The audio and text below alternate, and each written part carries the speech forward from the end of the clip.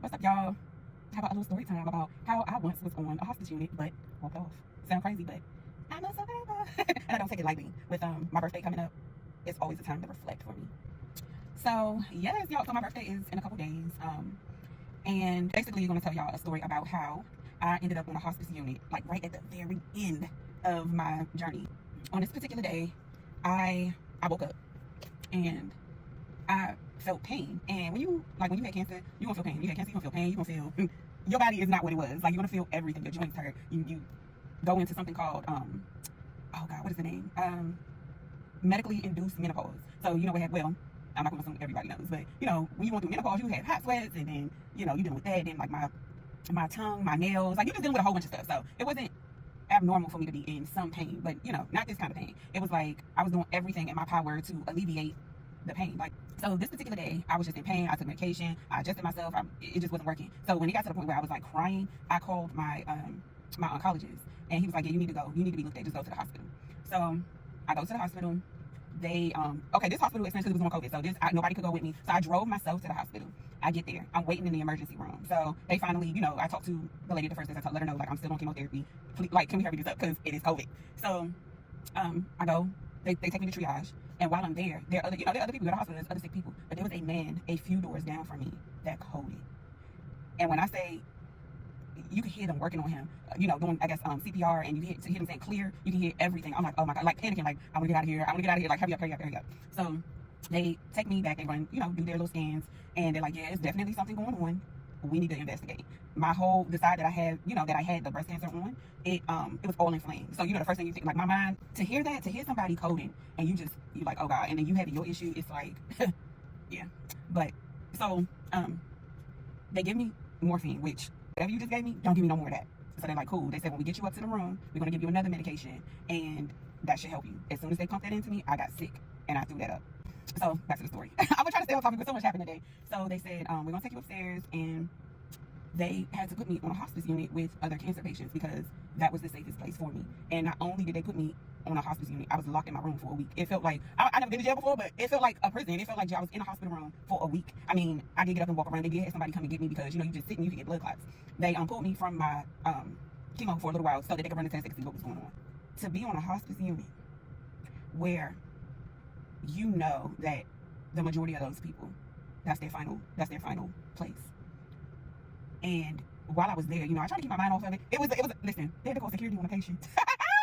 it was crazy. So while I was there, the medication that I rejected, this lady apparently wanted it, and she wanted it like around the clock. Basically, she had become addicted to the medicine. I mean, it was when you're fighting cancer, they give you some juicy drugs, and I don't know. I guess people escape that way, or they become addicted. But they ended up calling. I heard the security to, I forget whatever unit, South Tower or whatever, at the hospital we was at. But you can hear the lady yelling. She basically hit a nurse because the nurse was like, man, we cannot give you no more. And she hit the nurse. But so it was like stuff to keep my mind off of it. But it was literally, dad was like, oh my god, you're centered around death. And you know, well, I didn't know at that point. I didn't know if it spread it, if it was because I was all inflamed on that side. That's why I was in so much pain. But all I did was pray and was like, God, please, like I like PTSD, all of it. It was like them telling me that I was diagnosed all over again, and I was like, I'm at the end though. Like I'm at the end. Why is this happening? I had my port removed, so at that point my port was already removed because I wasn't getting it. I wasn't getting my chemotherapy intravenously at that point. I was taking oral chemo, so I was like at the end. Everything was wrapping up. I was done with radiation, all of that, and so I just prayed and prayed and prayed. I was like, God, please, like, don't let me have to do this again because I was tired. I prayed and I prayed and I prayed, and I was like, God, please spare my life, you know. And that's how I ended up on here because it's like God did that for me. God saved my life. He gave me a second chance. And my son was, I found out that I had cancer at that point. They didn't know. There were tests being ran for months. And like my body was showing it. But they knew for sure that it was something the day before my son entered 4th grade. And that's all I could think about. I have, you know, 2 older daughters that are, they're young adults. They're adults. They're in their early 20s. But, well, not anymore. At the time, they were like, one was in college and one was just finishing school but one was in school for sure. She was in college. We kept a lot from her because I just didn't want her to think about it. But my son was with me, and all I could think about was like, please God, like just spare my life, please spare my life. And it is my duty and it is my obligation because so many people struggle with this. Point is, please get to know God. Please get to know your Creator. I ain't here to make you see things my way because you can't. But I know God is real.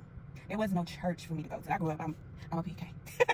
But there was no There was no church for me to go to during COVID. It was nothing. It was like a black hole. It was nothing but me and God. And baby, I got in there, and God was like, yeah, I'm gonna use you, but you gotta tell it.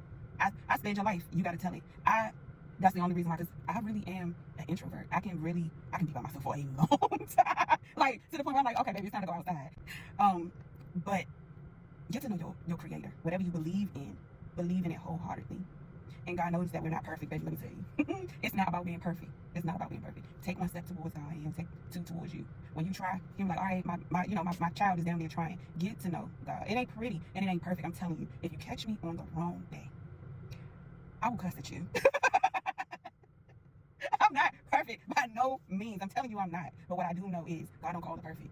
He calls the imperfect. Don't go around just messing with people, but just get to know Him. It was the best thing I could have did. It was the best because it alleviated a lot of that. It alleviated a lot of that mental aspect, because that's too hard to pick up. You sitting around. I was in the middle of death. It hurt so bad because I'm like, why am I? It's survivor's remorse. I got another story about that, but it's literally survivor's remorse when you walking off and you know that some of these people not gonna walk off, but you are. Man, them doors opened up, and it was like a jail. What I would imagine being in jail feel like. The doors open, you see the light, and you run out. I said, God, I don't know, but I trust you. And that's what I trust you. I don't know where I'm walking. I know that I don't know if I'm okay. I don't know if these doctors telling me, right from wrong. But what can I do about it? I'm in the situation and I trust you. I'm going to walk even if I don't know what the next step is. I'm going to walk and I'm going to trust you. Get to know God. I'm telling you.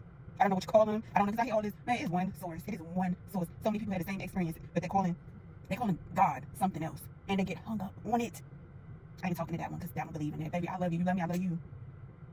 So that's what I came on here to talk about. Just trusting God, get to know Him. Things don't always work out the way that we want, but during those times, you got to trust. My faith is the only thing that got me through that. You talk about, woo, every time I think about it, just laying in that hospital bed, nobody can come, I can't touch my kids, and I might stay here. I don't know how long I'm staying here. The tears that I cried, I don't wish that on my worst enemy. You literally laying in the bed, waiting to hear if you're gonna, woo, I thank God. Get to know your creator. It helps a lot. And God is waiting on you. God literally be like, well, it took you long enough. I was waiting on you. But anyway, y'all, I love y'all. Keep your head up. Yeah, it's not easy, but it's worth it. I love God. Like, I'm trying to tell you, I love God. I love me, and I love God. That situation told me not to play with me. I don't play with me. I'm always like, don't let nobody play with you. You don't play with you. You hear me? Don't let nobody play with you, and you don't play with you. Because God don't play about you, okay?